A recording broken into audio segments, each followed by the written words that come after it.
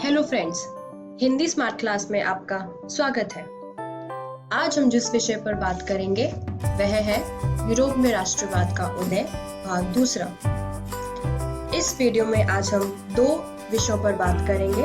पहला फ्रांस में विद्रोह और दूसरा जर्मनी और इटली का निर्माण कैसे हुआ वो हम जानेंगे। आइए शुरू करते हैं। फ्रांस में प्रथम विद्रोह जुलाई 1830 में हुआ था।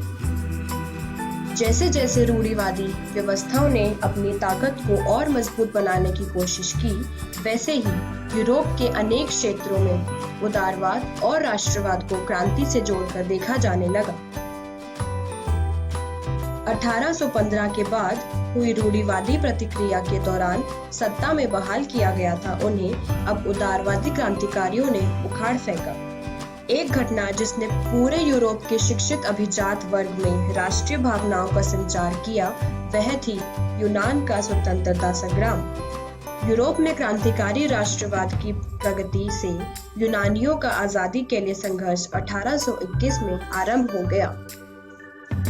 इटली और जर्मनी के राज्य, ऑटोमन साम्राज्य के सूबे, आयरलैंड और पोलैंड ऐसे ही कुछ क्षेत्र थे। इन क्रांतियों का नेतृत्व उदारवादी राष्ट्रवादियों ने किया जो शिक्षित मध्यवर्गीय विशिष्ट लोग थे। इनमें प्रोफेसर, स्कूली अध्यापक, क्लर्क और वाणिज्य व्यापार में लगे मध्य वर्गों के लोग शामिल थे।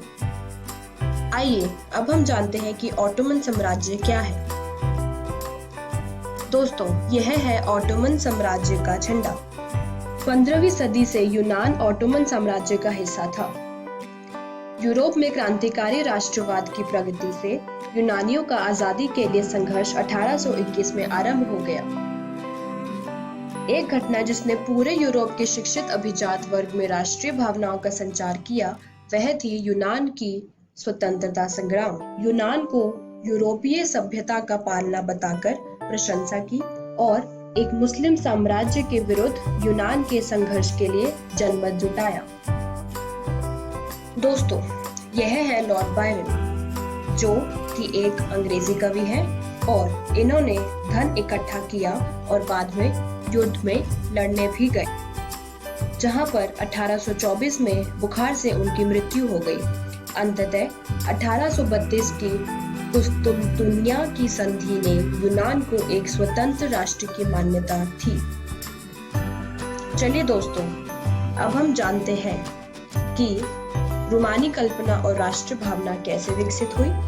दूसरा, भूख, कठिनाइयां और जन विद्रोह का क्या परिणाम रहा। तीसरा, हम जानेंगे कि 1848 की उदारवादियों की क्रांति क्या है। तो चलिए शुरू करते हैं। रोमानी कल्पना और राष्ट्रीय भावना कैसे विकसित हुई है, आइए जानते हैं। राष्ट्रवाद का विकास केवल युद्धों और क्षेत्रीय विस्तार से नहीं हुआ। राष्ट्र के विचार के निर्माण में संस्कृति ने एक अहम भूमिका निभाई। जर्मन दार्शनिक योहान ग्राफिड जैसे रोमानी चिंतकों ने दावा किया कि सच्ची जर्मनी संस्कृति उसके आम लोगों में निहित थी।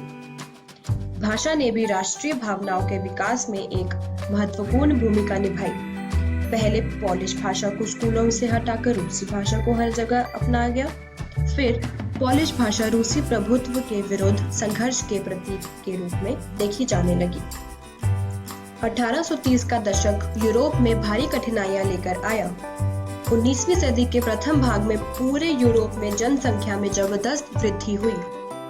1848 ऐसा ही एक वर्ष था। खाने पीने की कमी और व्यापक बेरोजगारी से पेरिस के लोग सड़कों पर उतर आए। इससे पहले 1845 में सिलेसिया में बुनकरों ने उन ठेकेदारों के खिलाफ विद्रोह कर दिया था जो उन्हें कच्चा माल देकर निर्मित कपड़ा लेते थे, परंतु दाम बहुत कम देते थे। 1848 में जब अनेक यूरोपीय देशों में गरीबी, बेरोजगारी और भूखमरी से ग्रस्त किसान मजदूर विरोध कर रहे थे, तब एक क्रांति भी हो रही थी।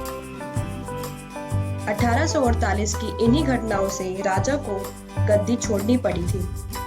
18 मई 1848 को 831 निर्वाचित प्रतिनिधियों ने एक सजे धजे जुलूस में जाकर फ्रैंकफर्ट संसद में अपना स्थान ग्रहण किया।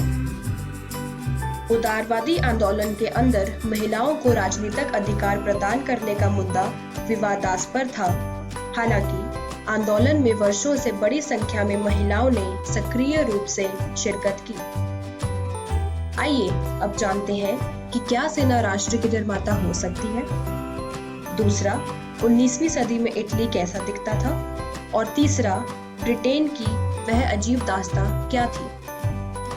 तो चलिए शुरू करते हैं यह समझना कि क्या सेना राष्ट्र का निर्माता हो सकती थी या नहीं।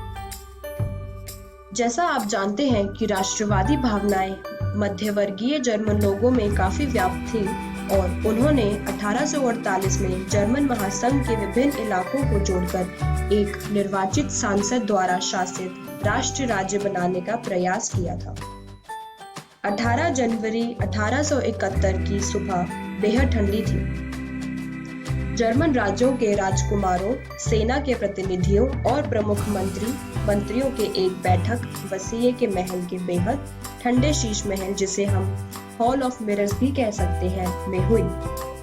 नए राज्य ने जर्मनी की मुद्रा, बैंकिंग और कानूनी तथा न्यायिक आधुनिकीकरण पर काफी जोर दिया और प्रशा द्वारा उठाए कदम और उसकी कार्रवाई बाकी जर्मनी के लिए अक्सर एक मॉडल बना। 19वीं सदी के मध्य में इटली 7 राज्यों में बटा हुआ था, जिनमें से केवल एक सार्डिनिया पीडमोंट में एक इतालवी राजघराने का शासन था और दक्षिणी क्षेत्र स्पेन के बूर्बो राजाओं के अधीन थे। इतालवी भाषा ने भी साझा रूप हासिल नहीं किया था और अभी तक उसके विविध क्षेत्रीय और स्थानीय रूप मौजूद थे। 18वीं सदी के पहले ब्रितानी राष्ट्र था ही नहीं। ब्रितानी द्वीप समूह में रहने वाले लोगों जैसे कि अंग्रेज, वेल्श, स्कॉट या आयरिश की मुख्य पहचान निर्जातीय यानी एथनिक थी। इंग्लैंड और स्कॉटलैंड के बीच एक्ट ऑफ यूनियन, जो कि 1707 में हुआ था, से United kingdom of great Britain का गठन हुआ। इससे इंग्लैंड व्यवहार में स्कॉटलैंड पर अपना प्रभुत्व जमा पाया। वुल्फ टाउन और उसकी यूनाइटेड आयरिशमैन की अगुवाई, जो कि 1798 में हुई थी, असफल विद्रोह के बाद 1801 में आयरलैंड को बलपूर्वक यूनाइटेड किंगडम में शामिल कर लिया गया। तो चलिए दोस्तों, अब हम ये जान लेते हैं कि हमने इस वीडियो में क्या सीखा। हमने इस वीडियो में फ्रांसीसी विद्रोह के बारे में जाना और जर्मनी एवं इटली का निर्माण कैसे हुआ, इसके बारे में भी जाना। दोस्तों, अब हम अगली वीडियो में यह जानेंगे कि राष्ट्र की दृश्य कल्पना क्या है। धन्यवाद।